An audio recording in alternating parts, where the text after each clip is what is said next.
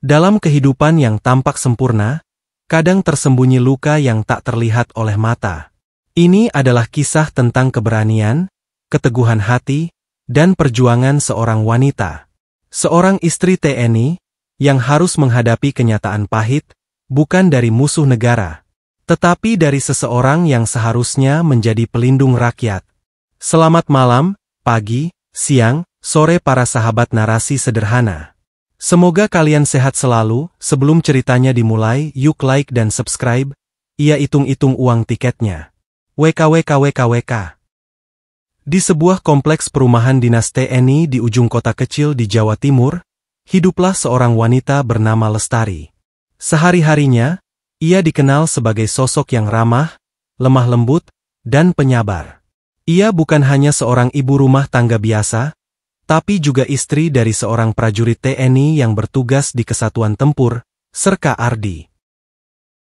Lestari menjalani hari-harinya dengan sederhana namun penuh kebanggaan.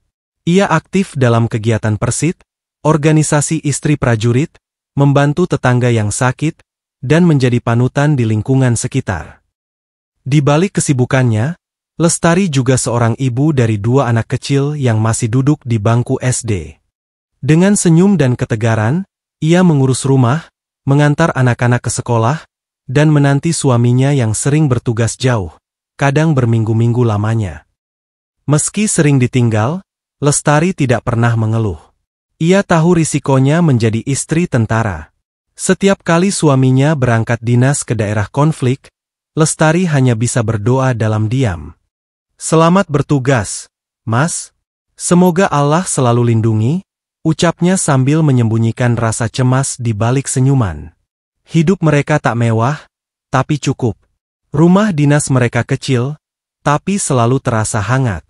Bagi Lestari, kebahagiaan bukan soal harta, tapi soal rasa aman, cinta, dan keluarga. Namun, siapa sangka, di balik ketenangan itu, badai besar sudah mengintai di depan. Dan musuh yang datang, bukan dari luar negeri, bukan pula dari kelompok teroris, tapi dari institusi yang seharusnya berdiri di sisi rakyat. Hari itu, matahari belum terlalu tinggi. Sekitar pukul 9 pagi. Lestari baru saja selesai belanja dari pasar. Tangannya menenteng 2 kantong berisi sayur dan kebutuhan dapur. Ia mengendarai motor metik dengan pelan, menyusuri jalan sempit dekat perempatan. Jalan itu memang sempit, tanpa lampu lalu lintas, dan sering jadi tempat orang saling serobot. Tiba-tiba, sebuah motor besar melaju cepat dari arah kanan, nyaris menyerempet stang motornya. Lestari kaget, hampir terjatuh. Tapi untung, ia sigap menahan setang. Dengan napas masih tersengal, ia berusaha tetap tenang. Ia melirik ke arah pengendara motor besar itu, seorang pria berbadan tegap, berjaket hitam, dan berhelm full face. Lestari berkata pelan, "Pak, hati-hati ya. Tadi hampir kena saya." Tapi bukannya meminta maaf, pria itu malah memutar balik motornya dan berhenti tepat di depannya. Ia membuka helmnya, memperlihatkan wajah garang dan mata tajam. "Kamu bilang apa tadi?" Lestari terdiam, tidak menyangka respons yang begitu agresif. "Saya cuma bilang hati-hati, Pak. Hampir nyenggol saya." Pria itu melotot. "Kamu tahu nggak siapa saya? Saya ini polisi. Jangan sok ngajarin saya di jalan." Lestari terkejut. Tapi sebelum bisa menjawab, pria itu sudah tancap gas dan pergi. Tapi tak lama kemudian, dia muncul lagi. Kali ini berhenti di ujung jalan kompleks perumahan dinas. Ia menatap tajam ke arah rumah Lestari, mencatat sesuatu di ponselnya, lalu pergi. Sejak hari itu, Lestari mulai merasa tak tenang. Malam-malam, suara motor yang sama kerap terdengar mondar-mandir di depan rumah. Kadang, ada pesan WhatsApp dari nomor tak dikenal. "Jangan sok berani, Bu Tentara. Bisa bahaya kalau mulut nggak dijaga." Awalnya Lestari mengabaikan. Tapi makin lama, ancaman itu semakin nyata. Dan yang paling menyakitkan, laporan ke polsek terdekat tak pernah ditanggapi serius. "Sudahlah, Bu. Jangan lebay. Mungkin cuma orang iseng, kata petugas dengan nada acuh. Lestari mulai bertanya-tanya dalam hati. Apakah seorang istri prajurit tak punya perlindungan? Apakah hukum hanya berlaku untuk mereka yang berseragam saja? Ia tak tahu bahwa ancaman sesungguhnya belum benar-benar dimulai. Hari-hari berikutnya berubah menjadi mimpi buruk bagi Lestari. Setiap malam, suara motor menderu di depan rumahnya. Selalu motor yang sama, pelan, berputar-putar, seolah mengintai. Kadang, ia mendengar suara benda jatuh di atap rumah. Kadang, bayangan hitam melintas di balik jendela. Anak-anaknya mulai ketakutan. Bu, kenapa malam-malam ada orang lihat dari luar? Lestari mencoba tegar. Ia kunci pintu dan jendela setiap malam. Ia pasang doa di dinding dan berzikir sambil menahan air mata. Tapi rasa was-was itu tak juga hilang. Ia merasa diawasi, dihantui, diteror. Suaminya, Serka Ardi, saat itu sedang bertugas luar kota dalam misi pelatihan selama 2 minggu. Lestari tak ingin membuatnya khawatir. Ia hanya mengirim kabar singkat, menutupi keresahan yang sebenarnya sudah membuatnya nyaris gila. Hingga malam itu datang, malam yang tak akan pernah ia lupakan. Sekitar pukul 10 malam, Lestari keluar ke halaman belakang. Ia berniat menjemur cucian yang belum sempat ia urus sejak pagi. Halaman itu sepi, hanya ditemani suara jangkrik dan angin pelan yang meniupkan bau tanah. Tiba-tiba, brak! Sebuah tangan kasar menutup mulutnya dari belakang. Tubuhnya dibanting ke tanah. Lestari menjerit, tapi suaranya teredam. Sosok bertubuh besar menindihnya, tangan kirinya mencengkeram rambut, tangan kanan menggenggam ponsel. Kamu pikir kamu bisa seenaknya ngomong ke saya? Ha! Perempuan sok suci, teriak pria itu. Lestari mengenalinya, tatapan matanya sama.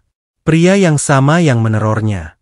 Oknum polisi itu, benar-benar datang. Ia menampar pipi Lestari berkali-kali. Menendang pinggang dan menginjak pergelangan tangannya, hingga Lestari mengerang kesakitan. Suamimu tentara? Suruh dia lawan saya. Kalau berani. Tapi sebelum penganiayaan itu semakin jauh. Hei! Ada apa itu? Hei! Suara tetangga terdengar dari pagar depan. Lampu-lampu mulai menyala. Beberapa orang keluar rumah, curiga dengan suara jeritan. Pelaku panik. Ia melarikan diri ke arah belakang rumah dan menghilang dalam gelap. Lestari ditolong tetangga, wajahnya lebam, bajunya sobek, dan tangannya berdarah. Malam itu, ia dibawa ke puskesmas terdekat, dalam kondisi syok berat. Polisi datang, tapi bukan untuk menindak. Mereka hanya mencatat seadanya, dan tak memberikan perlindungan apapun. Kami butuh bukti, Bu. Kalau tidak ada saksi jelas, kami sulit bertindak, begitu kata mereka. Tapi bagi Lestari, luka di wajah dan tubuhnya sudah cukup menjadi bukti bahwa keadilan tidak selalu datang cepat. Dan bahwa seragam bukan jaminan seseorang berhati mulia. Dalam diam, Lestari menggenggam erat foto suaminya. Mas, aku kuat. Tapi sekarang, aku butuh kamu di sini. Esok harinya, ia memberanikan diri menghubungi komandan suaminya. Dan itulah awal dari perjuangan panjang melawan ketidakadilan, dengan seluruh harga diri sebagai seorang istri prajurit. Pagi itu, mata Lestari masih bengkak. Tubuhnya belum pulih, tapi hatinya sudah membara. Ia tahu, diam berarti membiarkan ketidakadilan terus menang. Dengan tangan bergetar, ia menghubungi nomor yang biasa digunakan suaminya saat tugas. Nomor komandan kesatuan. Ia tidak menangis. Tidak mengemis. Ia hanya berkata tegas. Saya Lestari, istri Serka Ardi. Saya dianiaya. Tolong bantu saya, Pak. Komandan langsung bergerak cepat. Dalam waktu kurang dari 1 hari, Serka Ardi dipulangkan dari tugas. Tangis Lestari pecah saat suaminya tiba di depan pintu rumah. Ia jatuh di pelukan lelaki yang selama ini ia jaga dengan doa. Tapi pelukan itu hanya sebentar. Karena sekarang, Giliran Ardi yang harus menjaga Lestari. Kasus ini langsung ditangani oleh Subden POM, Polisi Militer, setelah laporan resmi disampaikan oleh Serka Ardi. Bukti foto luka, rekaman suara ancaman, serta keterangan tetangga menjadi senjata utama. Dan satu demi satu, kebenaran mulai terkuak. Ternyata, oknum polisi itu bernama Bribka E. Ia memang memiliki riwayat pelanggaran disiplin, bahkan sempat diskors karena tindakan kekerasan di luar dinas. Namun entah mengapa, kasus-kasus sebelumnya selalu menghilang. Sampai kali ini, karena korban adalah istri seorang tentara, dan karena Lestari tidak memilih untuk diam. Publik mulai tahu. Media sosial mulai membahas. Tekanan datang dari berbagai pihak. Pihak POM TNI bersurat ke Polres, meminta agar oknum tersebut dicopot sementara dan diperiksa oleh Propam. Kali ini, institusi tak bisa saling tutup mata. Di balik seragam, ada tanggung jawab, dan tak ada seorang pun yang kebal terhadap hukum. Proses panjang dilalui. Beberapa pihak sempat mencoba menenangkan Lestari dan suaminya. Sudahlah, Bu, tak usah diperpanjang, kita selesaikan baik-baik. Tapi Serka Ardi menjawab, kalau bukan karena istri saya, mungkin korban selanjutnya adalah orang lain yang tak punya suara. Bulan demi bulan berlalu. Akhirnya, Bribka E dijatuhi sanksi disiplin berat. Pencopotan dari jabatan, pemindahan nonaktif, dan proses pidana internal. Meski hukumannya belum sebanding dengan luka batin Lestari, tapi setidaknya, keadilan mulai mendapat tempat. Lestari kembali berdiri. Ia masih aktif dalam kegiatan masyarakat.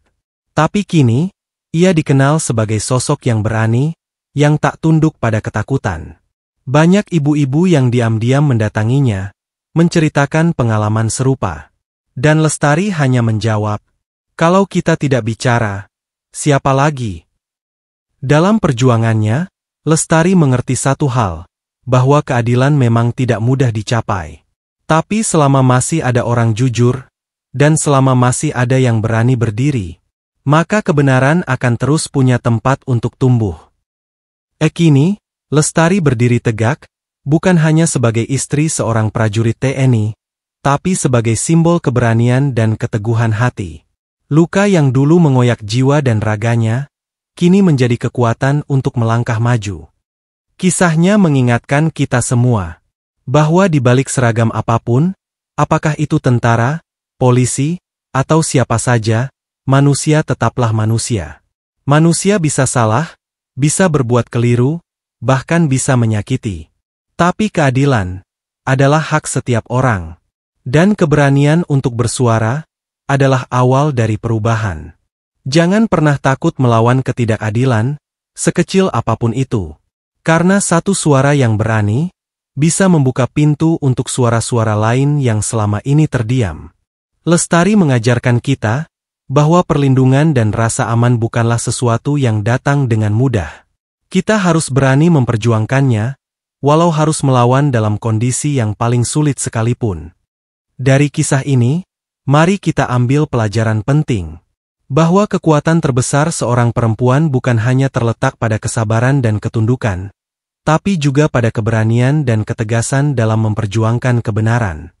Karena pada akhirnya, keadilan bukan hanya soal hukum.